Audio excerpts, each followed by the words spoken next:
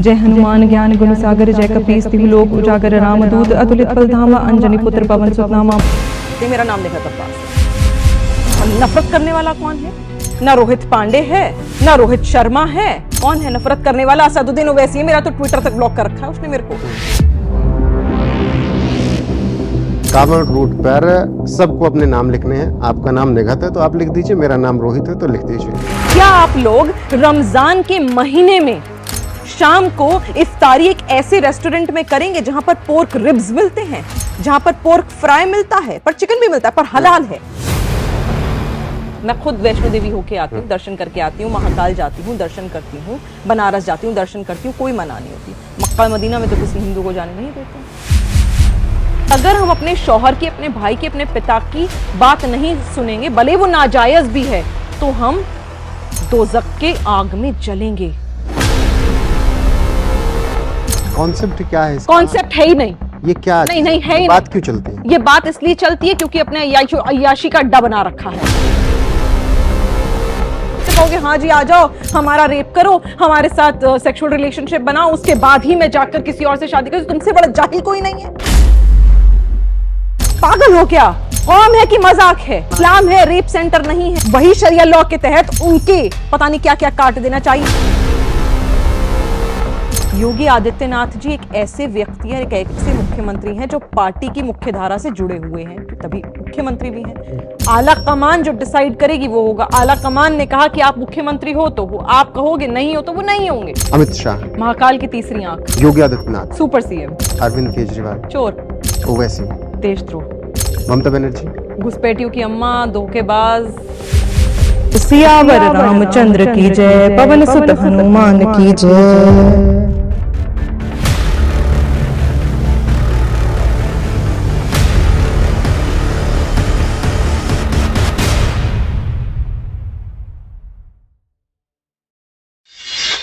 नमस्कार, मैं हूं आपके साथ रोहित और आप देख रहे हैं एनएफ न्यूज। एक बेहद ही विशेष इंटरव्यू में आप सभी का स्वागत कर रहा हूं, क्योंकि आज एक ऐसे शख्सियत से आपकी मुलाकात कराऊंगा जो कि अपने बेबाक अंदाज के लिए जानी जाती हैं। वो जब बोलती हैं तो कट्टरपंथियों को मिर्ची लग जाती है। ऐसे में जब देश में इस वक्त तमाम मुद्दे छाए हुए हैं, उत्तर प्रदेश का मामला ले लीजिए, कांवड़ रूट का मामला ले लीजिए, सदन में बहस का मामला ले लीजिए, तो सबसे मुफीद है कि उन्हीं से बातचीत की जाए, क्योंकि उनका नाम है निगहत अब्बास। बहुत बहुत स्वागत है आपका। बहुत बहुत धन्यवाद। बीजेपी प्रवक्ता और लॉयर, सही इंट्रो? बिल्कुल, बहुत बहुत धन्यवाद पांडे जी आपका।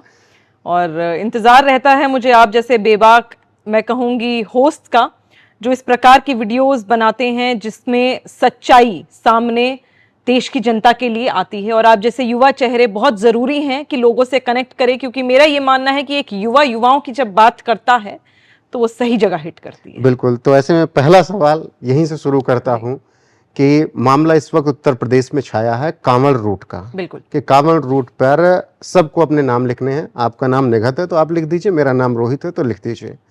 लेकिन मुस्लिम समुदाय इसका विरोध कर रहा है, कह रहा नहीं ये कैसे हो सकता है, ये तो आपने जाति पूछ ली, हमारी बड़ी दिक्कत है, कोई हमारे यहाँ खाने के नहीं आएगा। विरोध चल रहा है, कोई भी, हैदराबाद से हो, राहुल गांधी हो, सब विरोध में उतारू।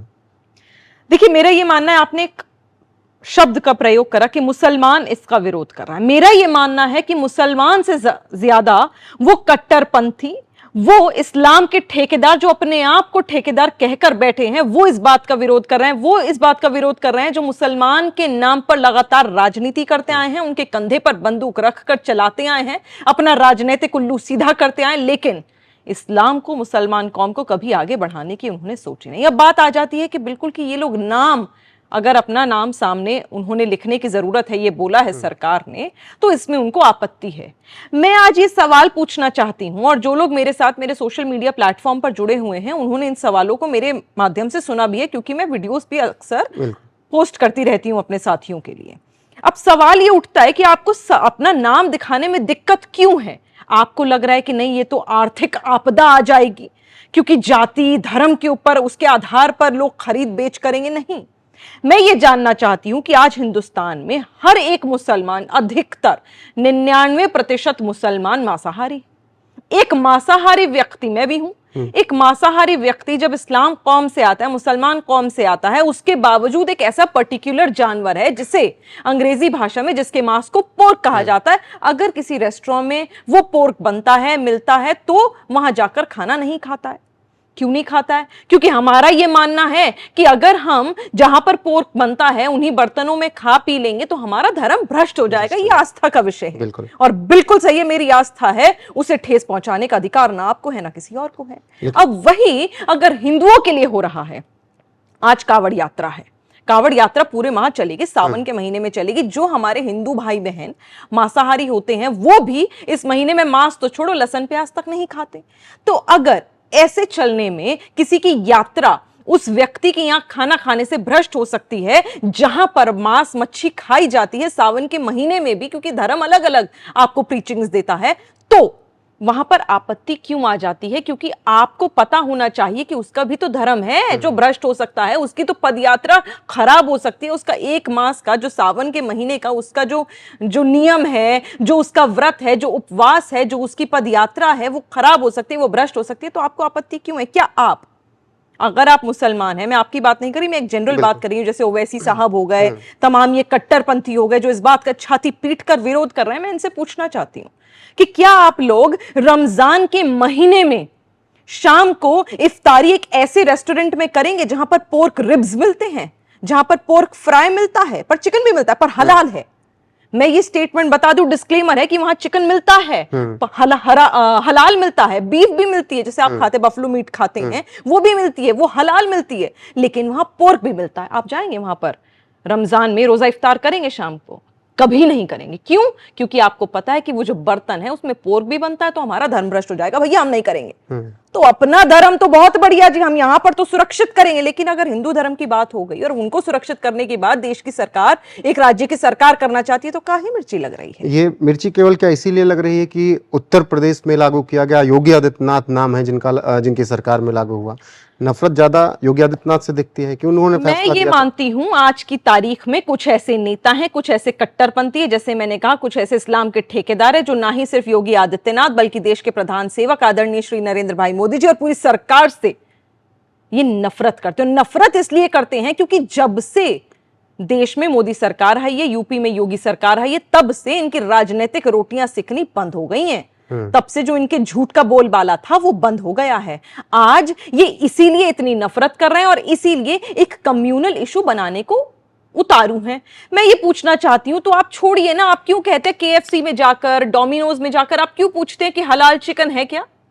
आप खाइए ना, क्यों पूछते हैं? अगर आपको वो अधिकार है कि आप किसी रेस्टोरेंट में, किसी दुकान में जाकर खाना खाने से पहले ये पूछ सकते हैं कि यहाँ पोर्क तो नहीं बनता, या फिर जो चिकन और मटन यहाँ मिल रहा है वो हलाल है, तो क्यों एक हिंदू का अधिकार नहीं है?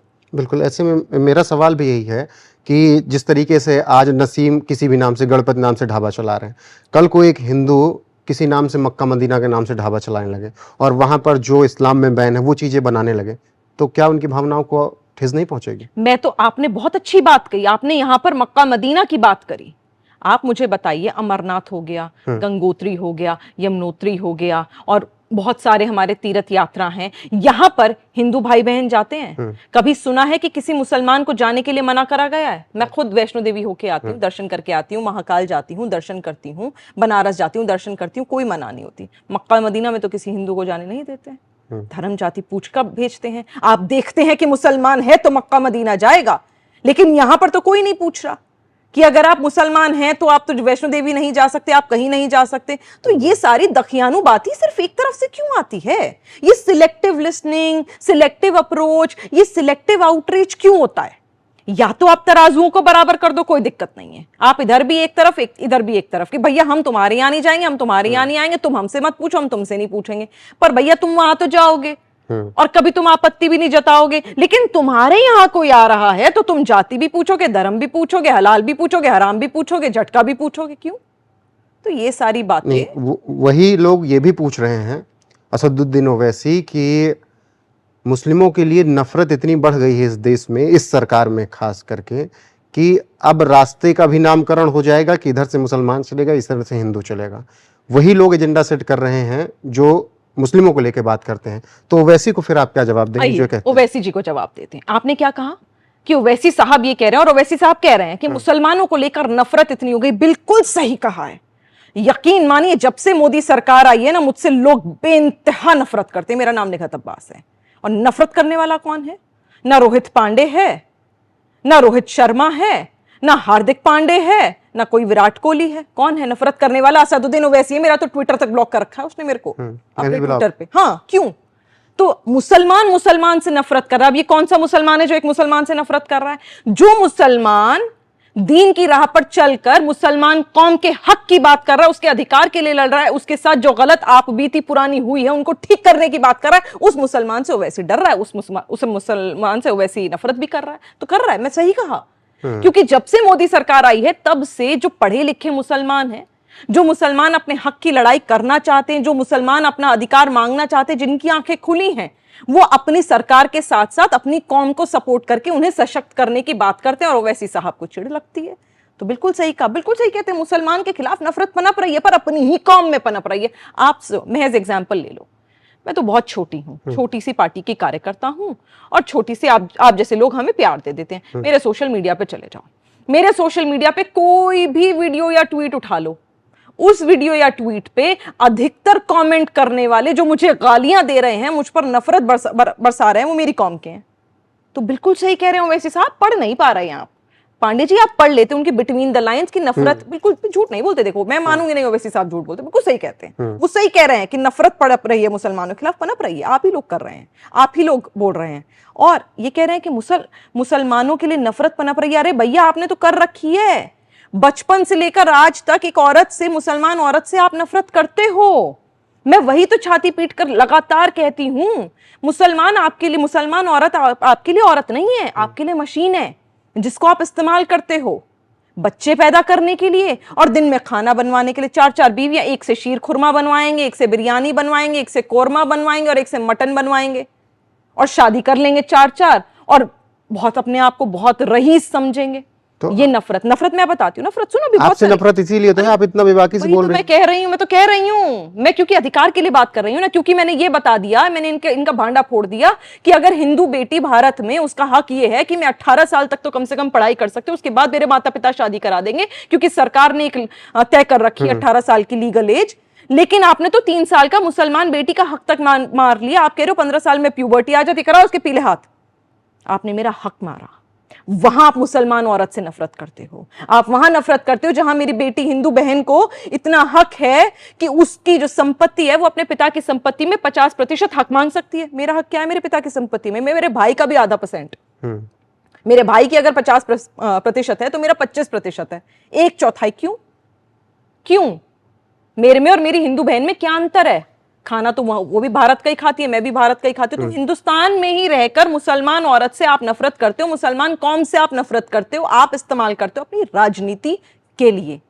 आपने मशीन बना रखा है मुसलमान औरत को, पर अब नहीं बनेगी। मैं बनना नहीं चाहती, और मेरी जैसी कई बहनें, मुसलमान बहनें जो मशीन नहीं बनना चाहती, जो औरतें औरत रहना चाहती हैं। अगर हम अपने अधिकार और हक के लिए लड़ लेते हैं तो गर्दन ज़िबा कर देंगे, आपकी गर्दन काट देंगे, आपको गोली मार देंगे। धमकी आ जाती, पढ़ लो, मैं तो खुला कह रही हूँ। वही तो कह रहे हैं, निगहत और नाजिया अगर इस तरीके से बोलना शुरू करेंगे तो उनको धमकियां मिलेंगी। बिल्कुल मिलेंगी, और मिलती है भैया। मैं तो कह रही हूँ सोशल मीडिया पे उठा के देख लो, मैं तो बहुत छोटी चीज हूँ। सोशल मीडिया पे मैं तो जो कह रही हूँ वो मेरे पास एविडेंस है, आप जाकर पढ़ो मेरे ट्वीट। महिलाओं के लिए सोच फिर कहां से है कि मतलब ओवैसी साहब इतने समझदार व्यक्ति हैं, जो पुराने कौम के लोग अपने आप तमाम ऐसे मौलाना, तमाम ओवैसी साहब इतने समझदार व्यक्ति हैं, बाहर से पढ़कर, विदेश से पढ़कर आए हैं, अपने आप को बैरिस्टर बताते हैं, लॉ के इतने समझदार हैं, एडवोकेट हैं, इतने बड़े ओहदे पर हैं। उसके बावजूद अगर वो ऐसी जाहिलों वाली बातें कर सकते हैं, तो जो लोग एक मदरसे में बैठकर लोगों को गलत सीख दे रहे हैं वो तो सिखाएंगे ना भैया। क्योंकि मुसलमान औरत आगे बढ़ जाएगी तो इनकी दुकानें बंद हो जाएंगी। आज अगर मैं ये कह रही हूं कि मेरा पति 4 नहीं सिर्फ 1 शादी करेगा, दूसरी शादी अगर करेगा तो या तो सलाखों के पीछे होगा, या मैं तलाक लूंगी तब करेगा, या मैं मर जाऊंगी तब करेगा। तब तो हक है, जैसे हिंदू भाई बहन को, हिंदू भाइयों को है। तो मुझे बताओ, अगर आज मैं अपने हक की लड़ाई कर रही हूं तो आपको दिक्कत क्या है? ना ये सिर्फ अपनी बीवियों से नफरत नहीं करते, ये अपनी माताओं से, अपनी बहनों से, अपनी बेटियों से भी नफरत करते हैं। क्योंकि अगर अपने घर की किसी भी औरत से ये प्यार करते ना, तो इस प्रकार की नाजायज बातों को ये बढ़ावा नहीं देते। ये लोग आज नहीं, बहुत अरसे से इस प्रकार की, जो मैं कहूंगी तकियानुसी बातें हैं, जो छोटी बातें हैं, जो गिरगिट जैसी हरकतें ये करते आ रहे हैं। और सबसे बड़ा दुख क्या है? देखिए पांडे जी, क्या होता है ना, उसे तो आप जगाओगे जो सो रहा है, जिसे नींद आ रही है, जो वाकई नींद के नशे में जो सो रहा है, तो आप उसे एक बार उठाइएगा, 10 बार, तीसरी बार आप झटका दीजिएगा कि जाइए उठिए। पर जो आंखें बंद करके नाटक कर रहा है सोने का, उसको कैसे उठाइएगा? 100 बार हिला लीजिए, वो जगेगा ही नहीं, वो तो नाटक कर रहा है, उसे तो सोने का नाटक करना ही है। एक कमी है, बहुत बड़ी बात बोलूंगी, और ये रियलिटी है, और ये बड़ा फोकस करके आप अपनी वीडियो में दिखाइएगा, क्योंकि मेरी बहनों को सुनने की जरूरत है। बिल्कुल। ये किन औरतों पे अपना हक जमा पाते हैं और किन औरतों पे अपने आप को कह पाते हैं कि हाँ, जो ये है ना, जो दबा पाते हैं, ये वही औरतें हैं जो अपने आप को सेकंड मान चुकी हैं कि अगर हम अपने शौहर की, अपने भाई की, अपने पिता की बात नहीं सुनेंगे, भले वो नाजायज भी है, तो हम दोज़ख के आग में जलेंगे, हमें अल्लाह सजा देगा, हम अल्लाह के दीन से अलग हो जाएंगे। यकीन मानिएगा, ये आदमी नहीं है, ये मुसलमान औरत है जो अपने आप को दबने दे रही है। एक बार खड़े होकर तो देखिए, एक बार अपने हक की लड़ाई लड़कर तो देखिए। जब आप लड़ना ही नहीं चाहते तो आपके साथ कोई खड़ा नहीं हो पाएगा। आज कोर्ट ने कहा है कि आपको गुजारा भत्ता लेने का अधिकार है, जैसे कि हिंदू बहनों को, वैसे ही मुसलमान बहनों को भी अपना गुजारा भत्ता लेने का अधिकार है। ये आपकी मर्जी है कि आपको गुजारा भत्ता लेना है कॉन्स्टिट्यूशन के हिसाब से, मतलब इंडियन लॉ के हिसाब से, या आपको शरिया के हिसाब से, ये आपका डिसीजन होगा। होल एंड सोल आप डिसीजन मेकर हैं। यहां पर औरतें कह रही हैं नहीं जी, कुछ औरतें हैं ऐसी, मुसलमान मेरी बहनें हैं जो बेचारी ना समझ है, पढ़ी लिखी नहीं है, उस माहौल से आती हैं कि उन्हें लगता है कि पति के खिलाफ चले जाएंगे, भले नाजायज बात भी हो, लेकिन तो भी अगर चले जाएंगे तो दोज़ख की आग में जलेंगे और अल्लाह हमें पता नहीं कितना बुरा कर देगा हमारे साथ। मतलब मेरा अल्लाह इतना छोटा है क्या? वो आज खड़े होकर ये कह रही हैं कि हाँ जी, मेरा हक है, मेरा कानून है, मेरी कौम है, मेरा इस्लाम है, इससे बढ़िया तो कहीं औरतों को हक ही नहीं मिला, तो तुम कैसे सुप्रीम कोर्ट इसमें इंटरवीन कर रहा है? वो ये कह रही हैं शरिया लॉ में हिजाब पहनना या ना पहनना ये औरत का राइट है। जब आपको ये राइट मिल रहा है कि आप चूज कर सकते हो, तो ये राइट भी ले लो ना कि गुजारा भत्ता आपको मिलेगा या नहीं मिलेगा। औरतें मरती मर गई, शाबानो का केस हम भूलते नहीं है, मरते मर गई वो कि अपने हक के लिए, अपने अधिकार के लिए तब लड़ी थी जब तो क्या अमेनिटीज थी। आज तो सरकार आपके साथ खड़ी है, कोर्ट आपके साथ खड़ा है, और हम जैसी बहनें, आप जैसे भाई आपके साथ खड़े हैं। बिल्कुल। शरिया का जिक्र हुआ तो शरिया कानून तभी तक माना जाता है, और कई बार गृह मंत्री अमित शाह भी बोल चुके हैं कि शरिया कानून ये तभी कहते हैं लागू करने के लिए जब इनके फायदे का हो। तो एक बार अमित शाह का ये बयान आया कि अगर आपको शरिया ही मानना है तो फिर आपको सजा भी उसी अनुसार हो, तो क्या दिक्कत है? ये तो हम भी कह रहे हैं, बिल्कुल सही कहा है, और ये तो सच है। अगर आपको शरिया, या तो मानो, वही मैंने कहा ना, सिलेक्टिव अप्रोच, कि मीठा मीठा तो वाह वाह, कड़वा कड़वा थू थू। अब भैया 4 शादियां तो तुम्हें मीठी लग रही है क्योंकि 4 तरह के पकवान मिल रहे हैं, 4 तरह की बीवियां मिल रही हैं, 4 तरह से अलग अलग इंजॉयमेंट मिल रही है, तो वो तो बड़ा मजा, मीठा मीठा है जी, खा लो गप गप करके। और जब आपको ये पता चलता है कि नहीं जी, अगर चोरी कर ली या कोई क्राइम कर लिया तो हाथ काट दिए जाएंगे या बीच चौराहे में खड़ा करके और कोड़े बरसाए जाएंगे, तो आपको लग रहा है जी कड़वा कड़वा, यहाँ तो शरिया लॉ चलेगा नहीं। तो वहां से तो आप दुम दबा के भाग लिए। कहाँ है का शरिया लॉ? या तो मानो तो पूरा मानो, वरना मानो मत। या तो आदमियों तो पूरे हो ना, आधे थोड़ी ना, नपुंसक थोड़ी ना हो, पूरे हो ना तो पूरे ही मानो ना। मतलब 4 शादियां तो मैं करूंगा।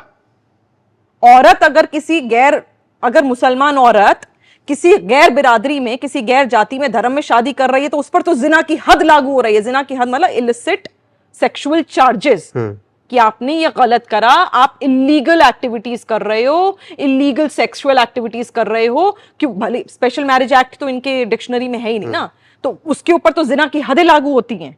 लेकिन अगर आप शादी करो 4, तो आपके ऊपर रेप चार्जेस नहीं बनते। मैं तो आधे बाजू के कपड़े अगर पहन लूं तो मेरे तो हाथ काटने चाहिए। तो मेरे भाई ये सोचो कि अगर आप 4 शादियां कर लो तो आपका क्या क्या कटना चाहिए, मुझे बोलने की जरूरत नहीं है। नहीं, वो तो इसलिए करते हैं क्योंकि उनको 72 हुए भी चाहिए ना। हाँ, तो वही तो मैं कह रही हूं, मीठा मीठा तो वाह वाह घप घप करके खा जाते हैं, लेकिन कड़वा कड़वा थू थू कर देते हैं। कॉन्सेप्ट क्या है? देखिए, जाहिलों वाला कॉन्सेप्ट है, कल भी वही था, आज भी वही, और आने वाले कल भी वही रहेगा। 72 हुए नहीं, 72 कोड़े पड़ने चाहिए ऐसे आदमी को जो एक औरत के होने के बावजूद 3 शादियां और करके जा रहा है। और जाहिल वो औरत जो अपने हक की लड़ाई नहीं कर रही, ये सोचकर बैठ रही है तो अल्लाह ने कहा है कि 4 शादियां मेरे पति को जायज है और वो कर सकता है, तो मेरे को तो 4-3 सौतन झेलनी पड़ेंगी। तुमसे बड़ा जाहिल कोई नहीं है कि अगर तुम्हारे हाथ पैर मुंह जुबान आंख नाक कान होने के बावजूद, सरकार और कोर्ट तुम्हारे साथ होने के बावजूद, अगर तुम लड़ नहीं रही ना, तो अपनी हालत की तुम खुद जिम्मेदार हो और अपनी औलाद की परवरिश की तुम खुद जिम्मेदार हो। तो ऐसे में फिर लौटते हैं हम कांवड़ पे ही। तो जो फैसला लिया गया था, सुप्रीम कोर्ट ने उस फैसले पर स्टे लगा दिया, कह दिया कि नाम लगाना जरूरी नहीं है। तो ऐसे में सवाल फिर लोग ये कर रहे हैं कि फिर नाम ही की जरूरत ही क्या है, अगर नाम लगाना नहीं जरूरी है, जब हिंदू को दिक्कत नहीं, मुसलमान को दिक्कत क्यों हो रही, बस मैं इतना आपसे समझना चाहता हूँ। अगर मुझे अपने दुकान के सामने नाम लगाने की दिक्कत नहीं है तो मुसलमान कोई बंदा क्यों नहीं लगाना चाहता है? देखिए एक प्रोपोगेंडा सेट हो जाता है। जैसे मैंने आपको कहा, मैं अपनी कौम को नहीं बोलूंगी, ये इनको भड़काने वाले, बिदकाने वाले ये नेता बैठे हैं, ओवैसी साहब जैसे, और बहुत सारे ऐसे नेता हैं, किन किन का नाम ले, उत्तर प्रदेश में तो बहुतों के नाम फेमस हैं। ये सब बैठे हुए हैं भड़काने के लिए। इन्होंने इसको एक कम्युनल इशू बना दिया। इन्होंने इसको कह दिया कि ये आर्थिक आपदा का विषय है। ना ये आर्थिक आपदा का विषय, ना ये कम्युनल इशू का विषय है। ये एक सिंपल सी आस्था का विषय है कि अगर कोई व्यक्ति एक ऐसा पाक खाना खाना चाहता है जहां पर कहीं पे भी मांसाहारी हाथ ना लगे, और सिर्फ उस महीने के लिए, तो वो उसके पास चॉइस हो, उसको पता हो कि मैं कहां से क्या ले रहा हूं। और ये सबकी बात ये हो सकता है आपको कोई फर्क ना पड़े कि आप किसी भी थाली में वो तो हाथ धो के दूसरे नए खाना दे दे, हो सकता है आप उस ढाबे से खा लें, बिल्कुल हो सकता है आप किसी असलम के ढाबे से खा ले, क्योंकि आपको चिंता नहीं, आपको लगेगा कुछ नहीं, हाथ धो के तो बेचारा बनाएगा, कोई बात नहीं। लेकिन हो सकता है कोई और, आप रोहित पांडे, कोई रोहित शर्मा कहे जी नहीं मैं तो साफ सुथरा ही खाऊंगा क्योंकि मैं तो प्योर वेजिटेरियन हूं, मेरी तो धर्म एकदम ही भ्रष्ट हो जाएगा अगर मैंने किसी के हाथ से खा लिया। तो या तो अगर आप, मैं ये कहती हूं, अगर आप ये कह रहे हैं कि हम नाम नहीं लगाएंगे, तो आज से हलाल सर्टिफिकेशन बाहर पड़ना बंद कर दो। आंखों पे पट्टी बांधे। ओवैसी साहब, आपके चैनल के माध्यम से मैं खुली चुनौती दे रही हूँ, आंखों पे पट्टी बांधे। रमजान का महीना आएगा, वैसे भी हर महीने के रोजे आते रहते हैं, या फ्राइडे का क्या, जुम्मे का भी रोजा होता है। ओवैसी साहब ने ब्लॉक कर रखा है, कोई बात नहीं, किसी और के थ्रू वायरल करवा दीजिएगा, पहुंचवा दीजिएगा मैसेज कि वो ओवैसी साहब को बोलिएगा कि हर जुम्मे का रोजा होता है, चलिए आज निगहत अब्बास रोजा इफ्तारी करवाएगी और उस रेस्टोरेंट में करवाएगी जहां पोर्क मिलता है। आप आंखें बंद करके चलिएगा, बस आपको पता ही नहीं चलेगा आप क्या खा रहे हैं। खा लेंगे क्या? खाया तो खाया, जो खाया हुआ होगा पिछले कल का वो भी उलट दीजिएगा। क्यों? क्योंकि आपको इतनी घबराहट हो जाएगी। बिल्कुल। हलाल सर्टिफिकेशन पे विवाद लंबा है, बहुत दिनों से चल रहा है। देखिए, हिंदुओं को आजादी नहीं है अपने खाने पीने की, जो इस तरह इस वक्त दिख रहा है। बाकी मुसलमानों को लेकर एक वक्त फैसला आया था कि हलाल सर्टिफिकेशन होना चाहिए, उनकी धार्मिक आजादी है। बिल्कुल है। और उसी हलाल सर्टिफिकेशन को करोड़ों हिंदुओं पर लाद दिया जाता है। बिल्कुल। आप देखिए हर पैकेट पे लगा होता है। बिल्कुल सही बात। तो क्या ये जरूरी है? बिल्कुल जरूरी नहीं है। मैं तो कह रही हूँ, हमारे सिख भाई बहन है, वो हलाल नहीं खाते, वो झटका ही खाते हैं। और मुसलमान है जो झटका नहीं खाते, वो हलाल ही खाते हैं। मैं ये कह रही हूं, ये तो आज आपके चैनल के माध्यम से मैं तो सरकार को भी कहूंगी कि उस रेस्टोरेंट में, कोई एक रेस्टोरेंट है जिसको आप हलाल सर्टिफिकेशन देते हैं, आप उसे झटका भी दीजिए। अगर आप मुसलमान कौम का ध्यान रख रहे हैं तो उस कौम का भी ध्यान रखिए जो हलाल खाता ही नहीं है।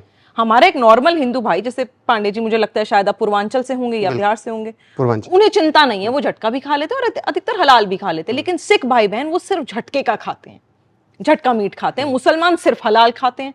तो यहाँ बाइफिकेशन कर दीजिए कि अगर फलाना कोई रेस्टोरेंट है तो उस पे हलाल भी मिलेगा और जी झटका भी मिलेगा। फिर देखिए दुकानें कैसे बंद होती हैं इनकी। चलिए बातें हैं उत्तर प्रदेश पर, राजनीति पर कुछ।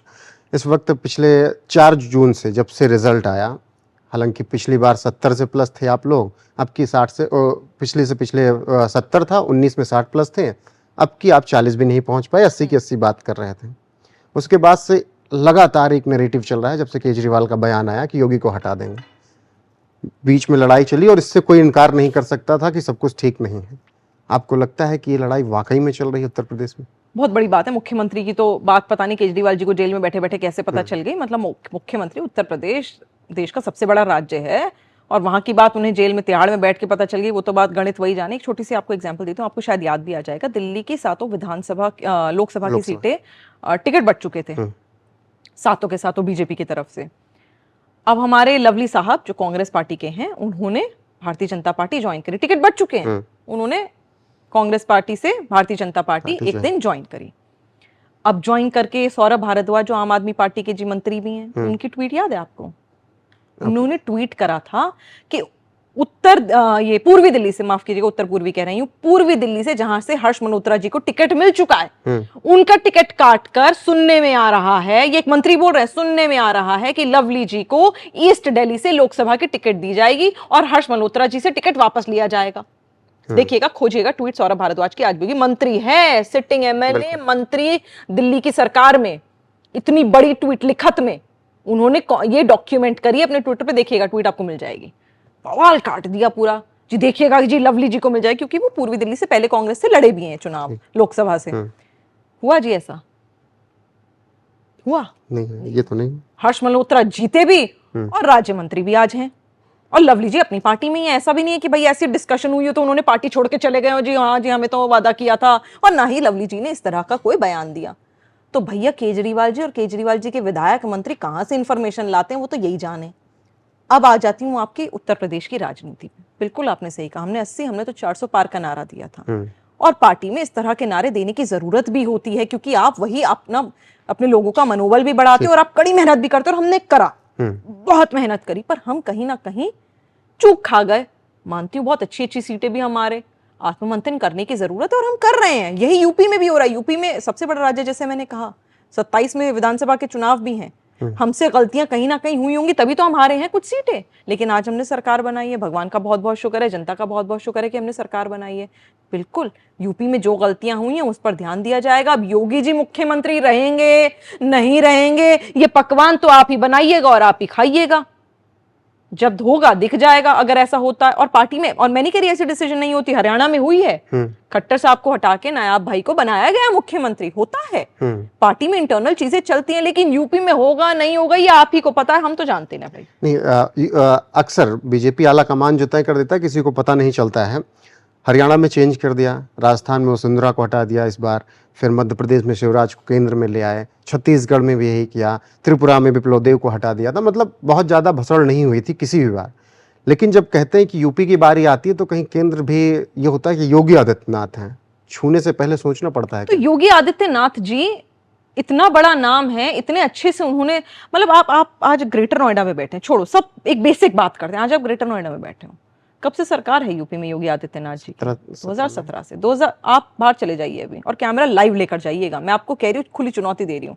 किसी गोल चक्कर पे चले जाइए, बच्चे होंगे, लड़कियां होंगी, ट्यूशन से स्कूल से आ रही होंगे, आम लोग होंगे, किसी मॉल में चले जाइए और जाकर पूछे 2017 से पहले यहाँ पर क्या हाल था और 2017 के बाद क्या हुआ है। नुक्कड़ नुक्कड़ पे एक महिला सुरक्षित है, और किस प्रकार यहाँ पर क्राइम था उत्तर प्रदेश में और स्पेशली ग्रेटर नोएडा में, मुझे बताने की जरूरत नहीं है। पेपर अखबार भरे पड़े, और आज आप पढ़ लेंगे तो आपको कोई क्राइम नहीं दिखता। तो योगी आदित्यनाथ बने हैं, योगी आदित्यनाथ अपने काम से बने हैं, सिर्फ नाम नहीं है, वो काम करा है, महिलाओं को सशक्त करा है, सुरक्षित करा है। 2017 से पहले कितनी महिलाएं देखी थी आपने टोल पर टोल कलेक्ट करते हुए, और आज देखिए जेवर एयरपोर्ट वाला देख लीजिए, जेवर एयरपोर्ट के जो टोल है वो देख लीजिए, लखनऊ के जो टोल है वो देख लीजिए, महिलाएं बैठी होती हैं टोल कलेक्ट कर रही होती हैं। तो सशक्त भी करा गया है, एम्प्लॉयमेंट भी दी गई है और सुरक्षित भी करा गया है। क्राइम एकदम कम हो गया। क्यों? क्योंकि योगी आदित्यनाथ जी की सरकार है, कड़े फैसले लिए गए हैं और लिए जाएंगे। अब आ जाते केंद्र का और उनका विषय। मैंने कहा, मैंने शुरू में ही कह दिया, मैं बहुत छोटी कार्यकर्ता हूँ।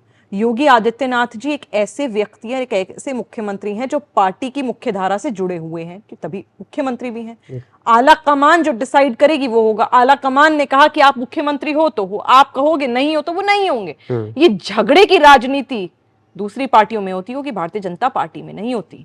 और अभी तक ये जो खबरें हैं ये अखिलेश जी के मुंह से तो मैंने जरूर सुनी है, अरविंद केजरीवाल जी के मुंह से तो मैंने सुनी है, हमारी पार्टी में तो भैया हमने सुनी नहीं। और अगर होगा तो सच बता रही हूँ, कानो कान किसी को खबर नहीं होगी। आज तक हुई थी, खट्टर साहब जी चेंज हो रहे थे और नायाब भाई बन रहे थे, किसको पता था? वही तो मैं कह रहा हूँ, हाल ही में तो वही है। ये तो आपने बहुत पुराने गिनवा दी, लोग भूल जाते हैं। ये तो 2-3 महीने हुए हैं। किसको पता था? आपको पता था? मुझे तो पता नहीं था। हो सकता है आपको पता हो, आपके सूत्र हो, मेरे सूत्र नहीं। 4 से 6 घंटे पहले सबको पता चला। 4 से 6 घंटे में और 4 घंटे पहले और 4 महीने पहले ऐलान कर देने में बहुत जमीन आसमान का अंतर होता है। अरविंद केजरीवाल जी ने जब ये बयान दिया था, अखिलेश जी ने जब ये ट्वीट करी थी, उसको 4 घंटे से ज्यादा हो गए, अभी तक कुछ हुआ क्या?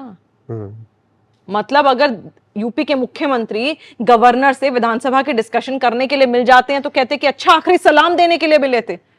बच्चे हो क्या? राजनीति कर रहे हो, राजनीति करो ना। पकवान बना रहे हो, खुद खा लो, दूसरों में मत बांटो, और ऐसे जिसमें कड़वा कड़वा मिलाया तो मत ही बांटो। तो कितने जरूरी हैं फिर योगी आदित्यनाथ? देखिए, मेरे को ये लगता है, मुझे क्या लगता है, ये देश का बच्चा बच्चा भारतीय जनता पार्टी का हर एक कार्यकर्ता इस बात को जानता है कि सिर्फ मुख्यमंत्री प्रधानमंत्री नहीं, एक एक कार्यकर्ता भारतीय जनता पार्टी का बहुत जरूरी है। हम तो यही मान के चलते हैं, ना कोई छोटा है ना कोई बड़ा है। ये वो पार्टी है जहां पर एक आम कार्यकर्ता को उठाकर मुख्यमंत्री बना दिया जाता है। राजस्थान में देखा है, मध्य प्रदेश में आपने देखा है, हाल फिलहाल की बात है। पता ही नहीं था किसी को कि एक प्रदेश का महामंत्री भी मुख्यमंत्री बन सकता है। बना ना, संगठन का व्यक्ति। तो इस प्रकार की बातें करना कि कितना जरूरी है योगी आदित्यनाथ जी का मुख्यमंत्री रहना, ये मुझे लगता है इस तरह की बातों में हमें पढ़ना नहीं चाहिए।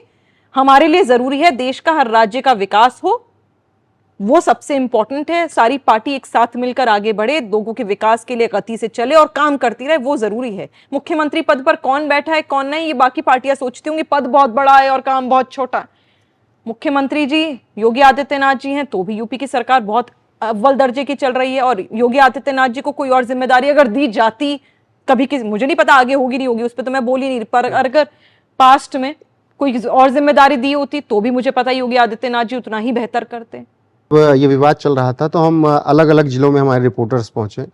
लोगों का एक चीज कॉमन था कि अगर कुछ चल भी रहा है इनके अंदर, कुछ लड़ाई झगड़ा, तो यूपी की कुर्सी अब तभी खाली होगी योगी आदित्यनाथ से जब दिल्ली को नए प्रधानमंत्री की जरूरत होगी। ये पब्लिक का कहना है। देखिए, पब्लिक बहुत ही इमोशनल है, बहुत ही सेंटिमेंटल है। और मैं कहूंगी भारत एक लौता ऐसा देश है जहां पर जब राजनीति होती है या कोई भी लोकसभा विधानसभा के चुनाव होते हैं, वहां पर विकास के साथ साथ लोग इमोशंस भी देखते हैं। इमोशन से हम लोग चुनाव लड़ते हैं, लड़ाते हैं, और मतदान भी एक आम व्यक्ति इमोशन के साथ जाके देखता है। तो ये बहुत अच्छी बात है कि लोगों के दिलों में इतनी इज्जत है हमारे एक राज्य के मुख्यमंत्री के लिए। पर ये क्या होगा और क्या नहीं होगा, ये तो भविष्य का विषय है। ना मैं अंतर्यामी हूं ना आप, जो होगा पता चल जाएगा। किसे पता था कि देश के प्रधानमंत्री आदरणीय नरेंद्र भाई मोदी जी बनेंगे जब वो गुजरात के मुख्यमंत्री थे। तो ये तो देखिए ये जो अलट पलट होता रहता है। मैंने जैसा कहा कि सबसे इंपॉर्टेंट सरकार के लिए ये होना चाहिए कि विकास हो रहा है। कुर्सी पर कोई भी बैठे हमारे लिए कोई जरूरी नहीं है। लेकिन एक सवाल मेरा आपसे और है, निगहत अब्बास को क्या लगता है कि एक भगवाधारी संत देश का प्रधानमंत्री हो सकता है? क्यों नहीं हो सकता, क्यों नहीं हो सकता? वो बनेंगे या नहीं बनेंगे, होंगे या नहीं होंगे, मैं उस पर नहीं जा रही हूँ। योगी आदित्यनाथ जी और देश के प्रधानमंत्री आदरणीय नरेंद्र भाई मोदी जी बहुत बड़ी नाम है। मेरी औकात नहीं है कि मैं उनके विषय पर कुछ भी टिप्पणी करूं। लेकिन अगर आप आम व्यक्ति की तरह अगर मुझसे पूछ रहे हैं कि एक भगवाधारी हो सकता है, ये क्या मतलब है? भगवाधारी, भगवा मेरे झंडे का, तिरंगे का सबसे पहला रंग है, मेरे देश की शान है, मेरी आन है। तो क्यों नहीं हो सकता? बिल्कुल हो सकता है। भगवा जिक्र मैंने इसलिए किया क्योंकि विपक्ष कहता है ये जो लोहे में वो लग जाता है जंग, उस तरीके का रंग होता है। डिंपल यादव तंज कसती हैं जब योगी आदित्यनाथ पे। शर्म की बात है इस तरह की बयान अगर आप देते हैं। तो भगवा वो रंग है जो मेरे तिरंगे में है, जो मेरी आन है, मेरी शान है। उस पर सजदा करते हैं, सिर सजदा करते हैं हम। वो एक प्राइड है, मेरा गुरूर है।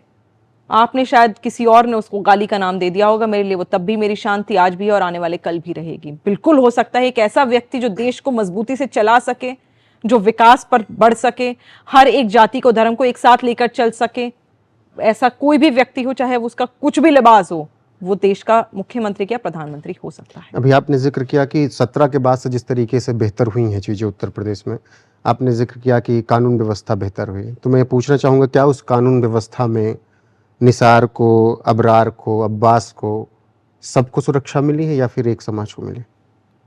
आज जैसे कि आपने निसार, अबरार, अब्बास सबके नाम लिए, मेरा नाम निगहत अब्बास है।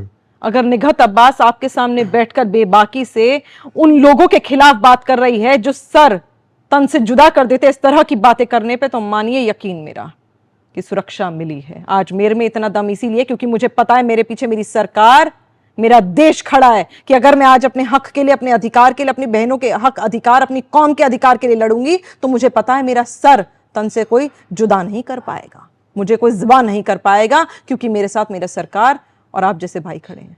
बिल्कुल सर तन से जुदा वाला मामला आया। अभी पिछले जब नई सरकार का गठन हुआ, शपथ ग्रहण नए सांसदों का हो रहा था, तो उसमें सबसे बड़ा मुद्दा बन गया हिंदू हिंसक होता है। कोई कुछ भी कह ले, राहुल गांधी ने उस पूरे में कोर्ट में उदाहरण देते हुए अपनी बात पहुंचा दी जहां पहुंचानी थी।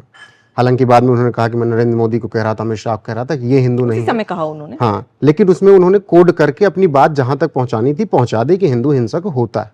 वो और किसी को लेकर कह सकते थे। तो ऐसे में सवाल उठा कि अगर हिंदू हिंसक होता तो इतना बोल पाते क्या? पार्लियामेंट के बाहर क्या सर तन से जुदा ना हो जाता क्या? बिल्कुल सही बात है। और आज हिंदुस्तान में बहुत अरसे से सबसे ज्यादा मेजॉरिटी हिंदू भाई बहनों की है। सर तन से जुदा करे गए हैं कुछ लोगों के, उसके बावजूद हमारे हिंदू भाई बहनों ने वो आतंक नहीं मचाया जो और कौम के लोग मचा देते। मैं नाम नहीं लेना चाहूंगी। आप अपने ही धर्म को, सनातन जिस देश की खाते हो, उसी देश की थाली में छेद कर देते हो। सनातन धर्म को आप डेंगू मलेरिया कह देते हो। आप कह देते हो ये हिंदुइज्म, बाहर जाकर आप ये कहते हो कि ये भगवा आतंक मचा रखा है। बोला था राहुल गांधी ने सिंगापुर में जाकर। यूके में जाकर बोला था, लेकिन आप फिर भी यहां सुरक्षित घूम रहे हो। और आज उसके बावजूद अगर आप ये कह रहे हैं कि हिंदू हिंसक है, तो आपको अपने गिरबान में झांकने की जरूरत है। और अगर हिंदू हिंसक है तो किस हक से आप जनेऊधारी बनकर घूमते हो? किस हक से आप महाकाल के दर्शन करने जाते हो? क्यों सिर्फ चुनावी हिंदू बनते हो? इस तरह की राजनीति से आपको दूर रहना चाहिए। और शायद यही कारण है कि उस पार्टी का विनाश हो चुका है, क्योंकि कहते हैं ना, विनाश काले विपरीत बुद्धि। आज से नहीं, बहुत सालों से शुरू हो गया। लेकिन प्रियंका गांधी कहती हैं कि मेरे भाई पे गलत आरोप लगाते हैं, वो तो सबसे बड़े हिंदू के मानने वाले हैं।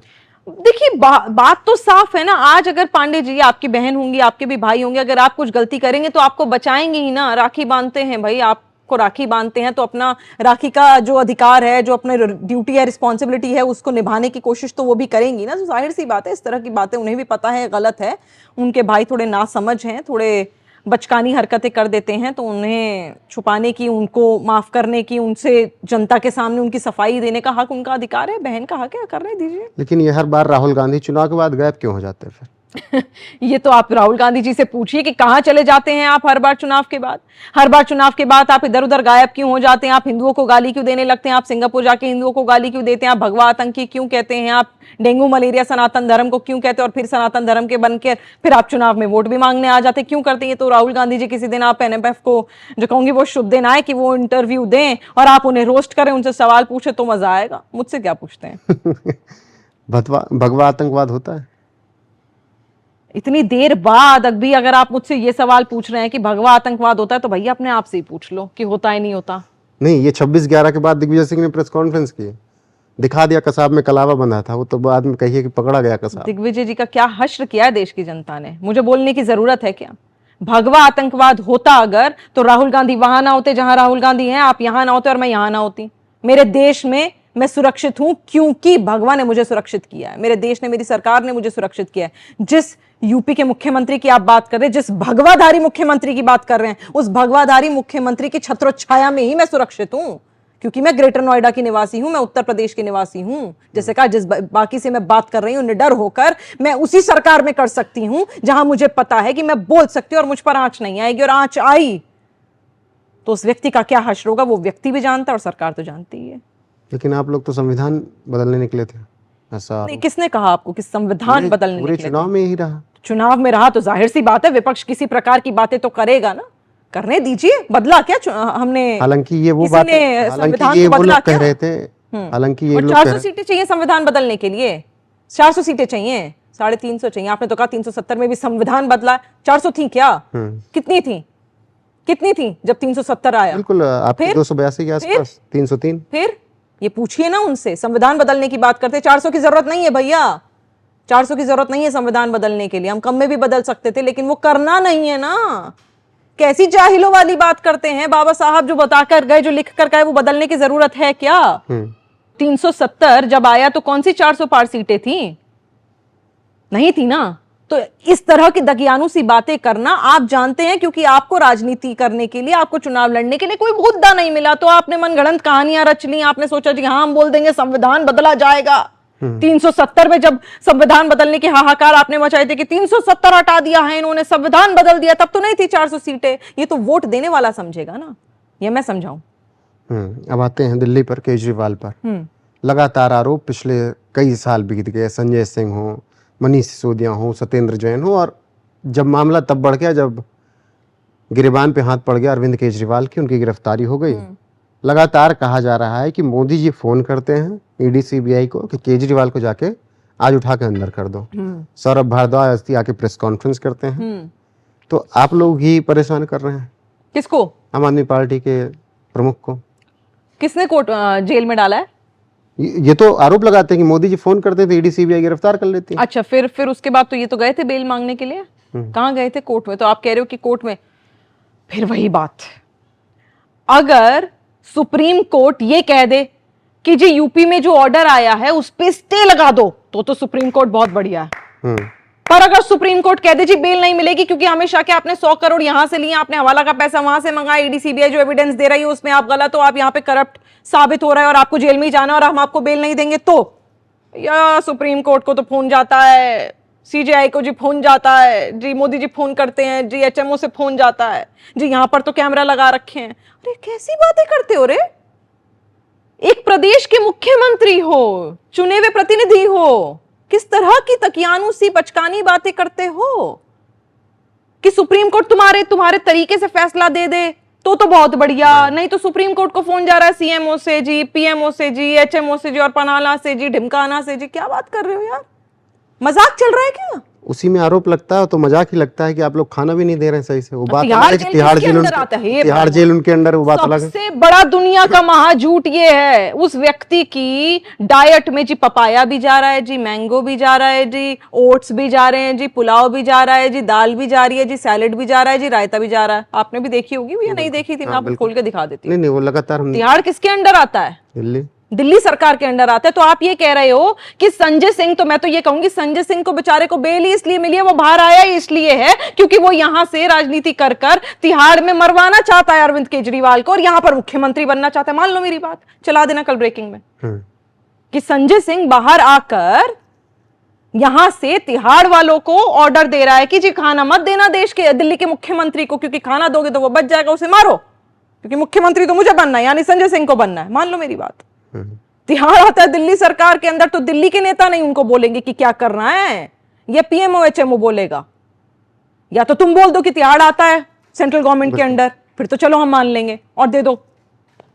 तुम तो फुल स्टेटहुड मांग रहे हो, तो दिल्ली के नेता नहीं बोलेंगे क्या? दिल्ली के नेता देखेंगे, मैनेज करेंगे, और दिल्ली की सरकार मैनेज करेगी कि देश की सरकार मैनेज करेगी? लेकिन जो लोग आज के 10 साल पहले बात करते थे कि भ्रष्टाचार का आरोप लगता है, सबसे पहले रिजाइन करना चाहिए अगर आप किसी पद पर हैं। बिल्कुल करना चाहिए। क्यों नहीं करना चाह रहे हैं? डर है कि पार्टी टूट जाएगी, किसी दूसरे हाथ में गई तो फिर मिलेगी नहीं? भाई साहब ऐसा है, पार्टी तो टूटेगी इनकी। मैं बता रही हूँ क्यों। जैसे मैंने आपको कहा संजय सिंह बाहर आए, स्वागत याद है वो? हाँ बिल्कुल। ऐसा स्वागत था जैसे मुख्यमंत्री खुद ही बाहर आ गए। 2-4 दिन पहले तो मुख्यमंत्री गए थे, एक राज्यसभा सांसद बाहर आ रहा है और मुख्यमंत्री जेल में है। वहां तो मातम मचना चाहिए था, लोगों को गले में मिलके लिपट लिपट के संजय सिंह से रोना चाहिए था। वहां तो ढोल नगाड़े बज रहे थे रे। क्यों? क्योंकि राज्यसभा सांसद बाहर आ रहा और मुख्यमंत्री अंदर है, तो जाहिर सी बात है ये कगार पर ही है। वहां मुख्यमंत्री की पत्नी जो हैं उनसे आतिशी जी बात नहीं कर रही हैं, आतिशी जी की कोई सुन नहीं रहा है। वहां सौरभ भारद्वाज जी एकदम बैठे हुए, राघव चड्ढा तो पता नहीं कहां विंबलडन का मैच देख रहे हैं। पूरे टाइम उनकी आंखें, सौरभ भारद्वाज जी का मुझे वो याद है, लोकसभा के समय उनसे पूछा गया, किसी ने, आप जैसे पत्रकार ने पूछा कि कहाँ है राघव चड्ढा, शायद उनकी आंखें चली गई हैं, उनकी आंखों का ऑपरेशन हुआ है, शायद वो देख नहीं पाएंगे। भैया विंबलडन का मैच तो बड़ा क्लियर सा दिख रहा है उनको। उसके बाद वो स्ट्रॉबेरी की फोटो लगा रही है उनकी बेगम साहिबा, वो भी दिख रही हैं, तो वो तो दिख रहा है। पूरी लोकसभा से एक व्यक्ति गायब रहता है, उसके बाद वो आता है, 2 बैठक में बैठता है, फिर विदेश भाग जाता है, फिर से विंबलडन का मैच देखने चला जाता है। तो पार्टी तो टूट गई है। कगार क्या होता है? कगार क्या होता है? पार्टी टूट गई है, सामने नहीं आ रहे हैं। अच्छा, जो लोग नहीं थे चलिए लोकसभा में ठीक है, जो थे उनको कोर्ट दिए लोग, स्वाति मालीवाल को। देखिए स्वाति मालीवाल का क्या विषय है, मैं उस पर टिप्पणी नहीं करूंगी। बहुत ही मैं कहूंगी पेचीदा विषय है। मैं तो कुल्ला कहती हूँ, नाटकबाज वो भी कम नहीं है। देखो नाटक फुल किया है, जितना नाटकीय प्रदर्शन वो कर सकती थी करा है। अब जी उनके पीए ने, पीएस ने करा, कुछ नहीं करा, उन्हें मारा पीटा, वो तो जी भगवान जाने, स्वाति मालीवाल जाने और वो व्यक्ति खुद जाने। मुझे ये पता है कि आज के टाइम में स्वाति मालीवाल को शायद वो शिद्दत से जगा, शायद उन्हें वो जो इज्जत मिलनी चाहिए थी मुख्यमंत्री के जेल के अंदर जाने के बाद वो नहीं मिली। वो भी लोकसभा से गायब रही, राघव चड्ढा भी गायब मिले, शायद इसीलिए इस तरह की लड़ाई झगड़ा इनमें हुआ नहीं हुआ हमें नहीं पता। हमें ये पता है जब वो उतर रही थी मैडम, तो मैडम लंगड़ा नहीं रही थी, जो उनकी वीडियो बाहर आई है। और मुझे यह भी पता है कि जब वो गई हॉस्पिटल तो लंगड़ा के आ रही थी। तो हो सकता है भैया अंदरूनी चोट हो, बाद में दर्द हुई हो सकता है। पूरी पार्टी ड्रामेबाज है क्या? अरे मैं तो डे 1 से कह रही हूँ स्वाति मालीवाल बहुत ड्रामेबाज है। और मैं तो कह रही हूँ कि मुख्यमंत्री के पीए ने हो सकता है कूटा भी हो, 2-3 थप्पड़ लगाए भी हों, पर स्वाति मालीवाल इतनी कमजोर औरत नहीं है कि पिट कर आ जाएगी। वो पीट कर आई होगी या उकसा कर आई होगी। मैं नहीं मानती, मुझे तो दोनों ही ड्रामेबाज लगते हैं। भैया उनका मामला वही जाने, मेरे हाथ जुड़वा लो, ना स्वाति मालीवाल से मुझे कोई लेना देना, ना दिल्ली के मुख्यमंत्री अरविंद केजरीवाल से लेना देना। जिस दिन इनकी सरकार गिरेगी उस दिन बता दूंगी कि अब क्या होने वाला है। आपको लेना देना नहीं, लेकिन वो कह रहे हैं कि मुझे पूरी तरीके से आम आदमी पार्टी को खत्म करना चाहते हैं, क्योंकि विपक्ष का चेहरा अब हम ही हैं बस मोदी जी के सामने। विपक्ष का चेहरा? हाँ। कितनी सीटें हैं इनके पास लोकसभा की? 2-3 आई होंगी मिला के। विपक्ष का चेहरा, बहुत ही बड़ी बात बोली, विपक्ष का चेहरा। 99 वालों को तो हम पूछ नहीं रहे, 2-3 वालों को पूछेंगे। 99 आई हैं उनके, वो उसी में ढोल नगारे बचा के हम जी बड़े विपक्ष बन गए, बड़े हम 2-3 वालों को पूछेंगे। जो जिनकी जमानतें जब्त हो गई हम उन्हें पूछेंगे। अरविंद केजरीवाल जी की पार्टी टूटने वाली नहीं है, टूट चुकी है। अंदरूनी मेरे पास तो मैंने ट्वीट भी करा था, सूत्रों के हवाले से खबर है कि अंदरूनी लड़ाइयां इतनी चल रही हैं कि जी सौरभ भारद्वाज को मुख्यमंत्री बनाया जाए, कि मैडम बने, कि जी आतिशी जी बने। और स्वाति मालीवाल कह रहे थे जी मैं बनूं, इस होड़ में लड़ाई झगड़ा हो गया। ऐसा भी हो सकता है, और भी लड़ाई झगड़े अंदर हो गए हो। अब तो मीडिया में बेइज्जती के मारे ला ना रहे हो, किसी के दिख रहा है ना कहीं लाल वाल तो समझ जाना मुख्यमंत्री की लड़ाई चल रही है। अच्छा, जिन्होंने 99 सीटें जीती, उन्हीं के सहयोगी उत्तर प्रदेश में जीतते हैं। उसमें से एक सीट होती है फैजाबाद लोकसभा सीट, वो तो अयोध्या उसके अंदर आता है। बिल्कुल। आप लोगों के लिए मतलब सोचने वाला विषय था अयोध्या हारना? देखिए मैं कहूंगी बिल्कुल सही बात है, लेकिन लोकसभा का चुनाव कोई आस्था का विषय नहीं है। हम यहाँ पर गलत रूट पर जा रहे हैं। लोकसभा का चुनाव काम पर निर्भर करता है, आस्था का विषय नहीं है। अयोध्या आस्था का विषय है, और ये बहुत अच्छी चीज है जो जनता ने भी लोगों को, मैं कहूंगी नेताओं को दिखाई है कि भाई आस्था को अलग रखो और राजनीति को अलग रखो और काम को अलग रखो। ये 3 अलग अलग पहलू हैं। तो बहुत अच्छी बात है, हमें भी बहुत चीजें सीखने को मिली हैं, हर बार सीखने को मिलती हैं, और ये बहुत जरूरी है कि हमने भी देखा, सरकार ने भी देखा, और सरकार भी देखे कि वहां पर अयोध्या में अगर इतना भगवान श्री राम का इतना भव्य मंदिर बनाने के बावजूद वहां अगर वोट नहीं मिला, तो जाहिर सी बात है कि आस्था अलग है और वोट अलग है। तो जो लोग कह रहे थे, यही बात मैं बोलूंगी, जो लोग कह रहे थे तमाम नेता दूसरी पार्टियों के कि भाई इन्होंने बनाया ही राम मंदिर इसलिए और ये तो पूरा चुनाव राम मंदिर पे लड़ेंगे, वो आज क्यों कह रहे हैं कि अयोध्या हार गए, देखो राम मंदिर का इनका जो झंडा था वो नहीं लहराया? तो मत बोलिए, या तो वो मत बोलते कि राम मंदिर पर ये चुनाव पोलराइज करने की कोशिश कर रहे हैं, या फिर ये मत बोलो कि अयोध्या इसलिए हम राम मंदिर बना दिया तो भी अयोध्या हार गए। दोनों में से एक चीज तो पकड़ के चलिए। ठीक है, आस्था का विषय अलग है और काम अलग है। कुछ कमियां वहां रही होंगी जिन पर ध्यान दिया जाएगा, और उस पर कर सिर्फ अयोध्या और फैजाबाद किया, बाकी भी जो लोकसभा हम लोग हारे हैं, बीच भारतीय जनता पार्टी हारी है, स्टेटिंग गवर्नमेंट हारी है, उन्हें आत्ममंथन करने की जरूरत है। नेताओं को, मंत्रियों को, और जो सांसद है, जो हारे हैं, जो जीते हैं, सबको आत्ममंथन करने की जरूरत है कि क्या कमी रहेगी और उस कमी को पूरा करने की जरूरत है। लेकिन राहुल गांधी बस फोकस करते हैं कि हमने राम मंदिर आंदोलन को हरा दिया, जो अटल आडवाणी का आंदोलन था हमने उसको हरा दिया, हमने हिंदुत्व को हरा दिया अयोध्या में। राम मंदिर आंदोलन को हरा दिया का क्या मतलब है, ये तो पहले आप अपने आप से सवाल पूछिए। राम मंदिर एक आंदोलन वो था जो आस्था का विषय था, जैसे मैंने पहले कहा, और इसको सुप्रीम कोर्ट ने कहा कि मंदिर वहीं बनेगा, और बना, और भव्य मंदिर बना। और सिर्फ हिंदू भाई बहन नहीं, देश का मुसलमान नतमस्तक हुआ है उस मंदिर पे, क्योंकि भगवान श्री राम को इमाम हिंद हमने भी माना है।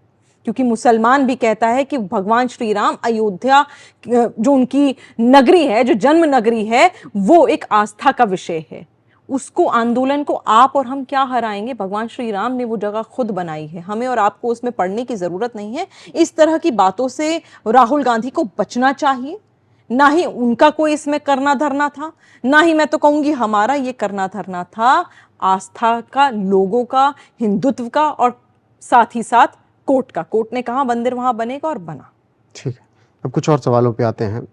लव जिहाद, थूक जिहाद, वोट जिहाद, लैंड जिहाद, मतलब अभी तक तो ये सुना था, इस चुनाव में वोट जिहाद भी हमने सुना था।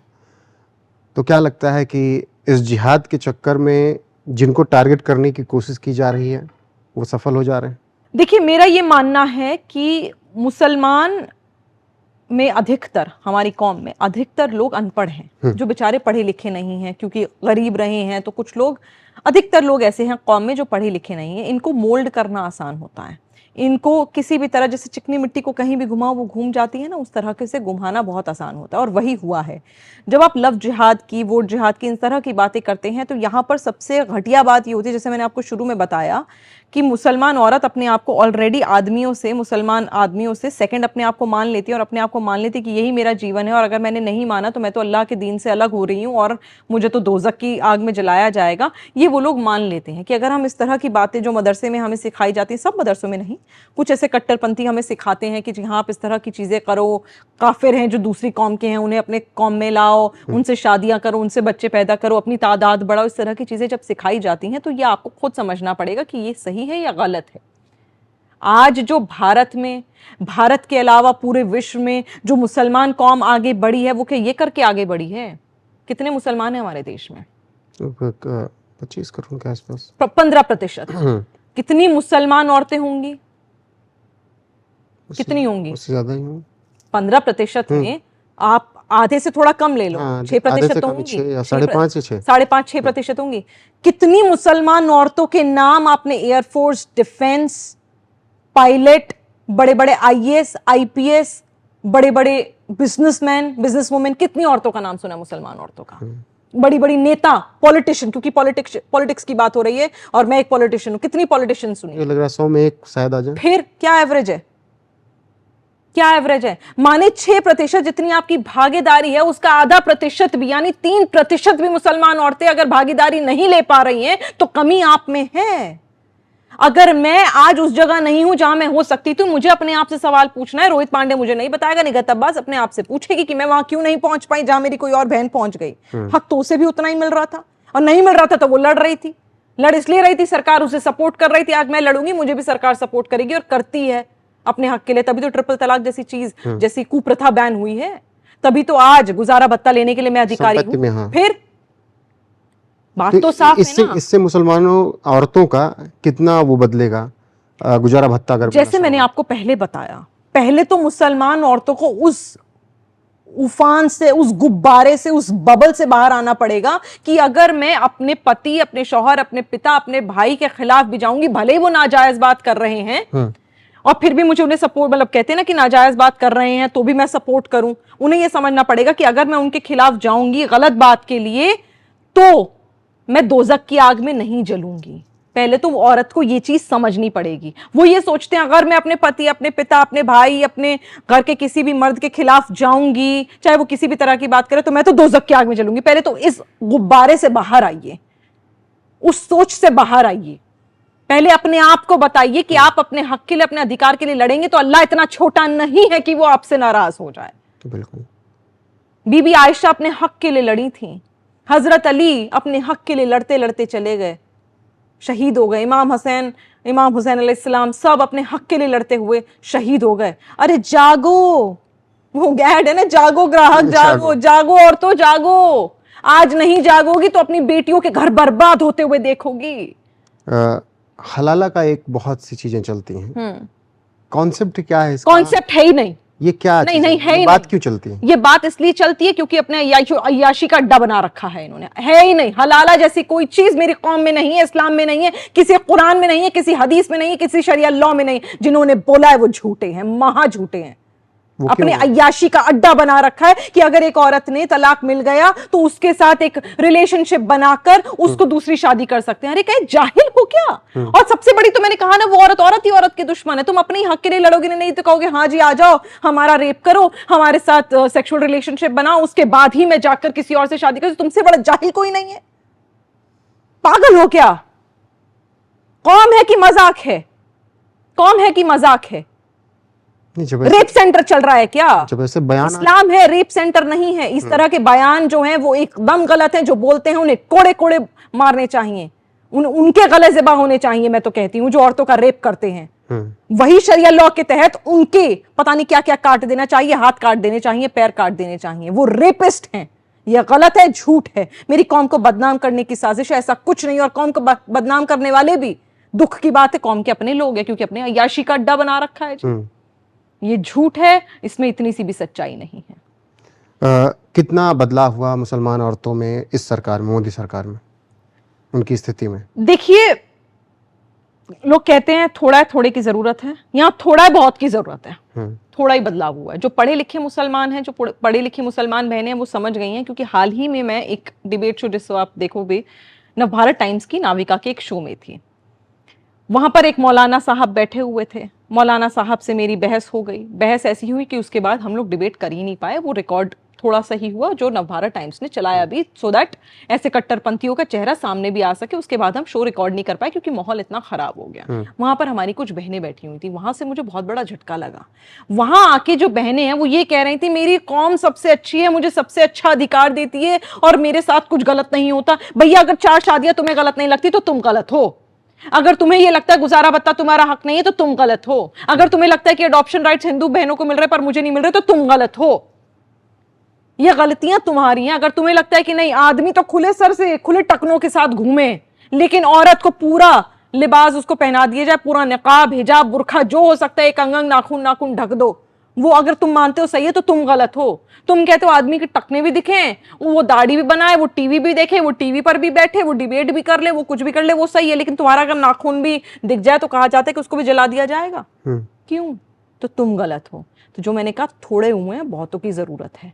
ये अपनी दुश्मन खुद बनकर बैठी है। इन्हें ऐसे ऐसे नहीं, इन्हें हिलाना पड़ेगा, जगाना पड़ेगा कि जागो और देखो तुम्हारे साथ क्या गलत हो रहा है। तुम खुद अपने साथ गलत होने दे रही हो, इसलिए गलत हो रहा है, कोई कर नहीं रहा। अगर रोहित पांडे आज मेरे सामने खड़े हो के मुझे कह दे, निगाह अब्बास मैं तो तुझे गोली मारूंगा, तो मैं भाग सकती हूँ ना। मैं खड़ी रहूंगी, आज ही मार लो, क्योंकि नहीं मारोगे। अगर तुम तो मैं आदमी हो, अगर तुम मुझे गोली मारोगे और मैं इनकार कर दूंगी तो मुझे तो दोजख की आग में जलना पड़ेगा, क्योंकि जो आदमी कहता है वो तो सही है। अपनी बुद्धि इस्तेमाल करो, इस्तेमाल करो। ये भगवान ने इसलिए दिया है, सबसे ऊपर बुद्धि इसलिए दी क्योंकि इससे सोचना है, जाहिल नहीं बनना। तभी कहते हैं ना, कुछ गधों की जो दिमाग है, जो बुद्धि है, वो घुटनों में होती है, इसी उन्हीं कहा जाता है, तुम जैसे लोगों को कहा जाता है। भगवान ने सबसे ऊपर दिया है, इसे इस्तेमाल करो। कि अगर कोई कह रहा है ट्रेन आ रही है तो उसके आगे कटना नहीं, जो ऊपर किस्मत में होगा वो जगह जाओ ना। तुम्हारे पैर हैं, भगवान ने, अल्लाह ने दिए है ना पैर, तो भागो। जुबान दिया ना तो बोलो, आंखें दिए तो देखो। जैसे मैंने शुरुआत में कहा, वही बात अब भी बोलूंगी कि अगर कोई सो रहा है तो आप 1 बार जगाओगे, 2 बार जगाओगे, नींद के नशे में 3 बार जगाओगे, 4थी बार पानी मार दोगे, बोलो जगना। पर कोई नाटक कर रहा है तो जगा लो, 24 घंटे 48 घंटे लगा लो, जगा लो, जगा पाओ तो। वो जागेगा ही नहीं, नाटक कर रहा है ना, उसे पता है मैं जग नहीं सकता, क्यों मुझे तो नाटक करना है। नाटक करना बंद करो। लेकिन निगाह अब्बास इतना ब्लंट होकर बोलते हैं, डर नहीं लगता कभी? किसका डर? अरे फतवे का डर। फतवा आ जाए? मेरे अल्लाह ने तो फतवा नहीं दिया। मेरे अल्लाह ने जो कहा है कि सही के लिए लड़ो, गलत के खिलाफ आवाज उठाओ, मैं वही कर रही हूं। जो अल्लाह ने कानून बनाया वो मानूंगी, जो मुल्ला ने बनाया वो नहीं मानूंगी। अल्लाह का इस्लाम मानूंगी, मुल्ला का नहीं मानूंगी। तुमने कुछ 2 कागज लिख दिए और कह दिया जी ये शरिया है कि अगर तुम्हें दोबारा शादी करनी है तो तुम्हें मेरे साथ सेक्स करना पड़ेगा। क्यों करूं? क्यों करूं? मुझे संविधान हक देता है कि अगर मेरे को किसी व्यक्ति से तलाक देना है तो मैं कोर्ट जाऊं, मैं तलाक लूं और दूसरे व्यक्ति के साथ शादी करूं। मेरी मर्जी है, करूं ना करूं। मेरे को मेरे संविधान ने हक दिया है। अल्लाह ने कहा है जैसा माहौल है, जैसे जैसे जिस देश में आप रहते हो उसका कानून को मानो। मैं जिस देश में रहती हूँ उसका कानून मानती हूँ। जहां पर जिस सरजमीन पर रहती हूँ उस पर सजदा करती हूँ। मुझे किस बात का डर? मैं कुछ गलत करूं तो डर है? आज मैं किसी का गला ज़िबा कर दूं, किसी के हाथ काट दूं, किसी को बोल दूं तेरा सर तन से जुदा कर दूंगी अगर तू मेरे साथ गलत करेगा, या किसी के साथ बुरा कर दूं तो डरूंगी ना। जब मैंने गलत करा ही नहीं तो डरूं क्यों? इसलिए कि मैं सच के लिए लड़ रही हूं। मैं तो नहीं लड़ूंगी, मैं तो नहीं डरूंगी। तुम डरो, तुम डरती हो तो तुम्हारे साथ गलत होता है। मैं नहीं डरती तो मेरे साथ भगवान साथ दे रहा है। 2 राज्यों का और जिक्र, उसके बाद रैपिड फायर के साथ खत्म करेंगे। पहले पश्चिम बंगाल, ममता बनर्जी ने कहा कि बांग्लादेश से जो भी शरणार्थी आएंगे हम उनके खुले दिल से उनका स्वागत करेंगे। और कुछ दिन पहले उन्हीं की पार्टी से एक बयान आता है कि मुस्लिम राष्ट्र बंगाल। क्या नजरिए से आप देख रहे हैं? ये तो नजरिया मुसलमान को देखना पड़ेगा। ये नजरिया मुसलमान को देखना पड़ेगा। मुस्लिम राष्ट्रीय बंगाल का क्या मतलब है? एक कह रहा है जय फिलिस्तीन, एक कह रहा है मुस्लिम राष्ट्रीय बंगाल। मजाक चल रहा है क्या? देश है कि क्या है?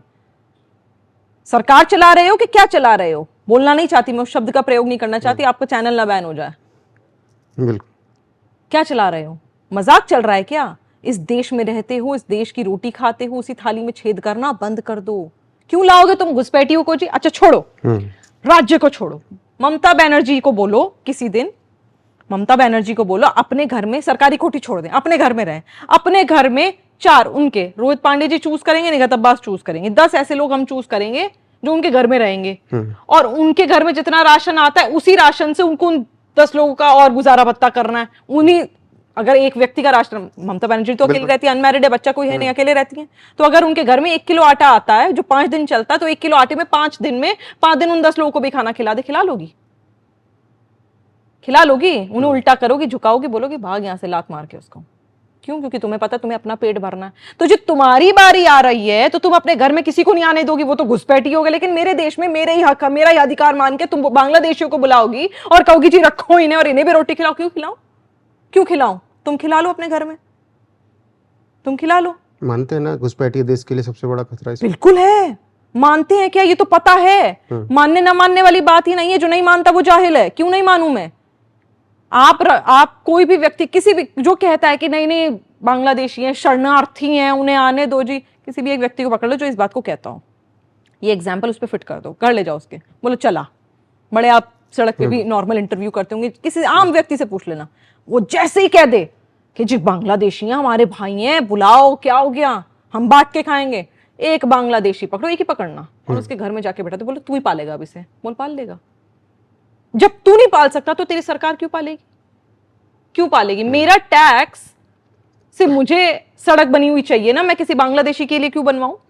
जो मैं टैक्स पे कर रही हूं, जिस भी 10%, 20%, 30%, जिस भी स्लैब में हम लोग आते हैं, वो टैक्स अगर हम लोग पे कर रहे हैं तो उस सड़क पे चलने का अधिकार मेरा है। मैं बांग्लादेशियों को क्यों चलवाऊं? और जो कह रहा है उसके घर में रख दो बांग्लादेशी, एक हफ्ता 1 घंटा नहीं रखेगा वो, क्योंकि अपने परिवार की भी सुरक्षा का डर के नहीं यार बांग्लादेशी है, पता नहीं क्या होगा, मेरी माँ को कुछ ना कहे दे, बहन है तो भगवान ना करे बहन के साथ कुछ बदतमीजी ना कर दे, भाई है तो भाई के साथ ना कर दे, पिता है तो पिता के साथ कुछ चोरी ना कर दे। सबसे बड़ा तो चुरा आईफोन, आज सबसे पहले छुपाएगा अपना आईफोन, संपत्ति करेगा लॉक, घर में जो पैसा कैश पेपर रखे होंगे करेगा लॉक, जेवरात कहेगा मम्मी जो कान में पहने उतार के रख दो जब तक ये लड़का नहीं जाता घर से। बिठा लो अपने घर में, अपने घर में बिठा लोगे तो सरकार को भी बोल देना बिठा लो बांग्लादेशियों को।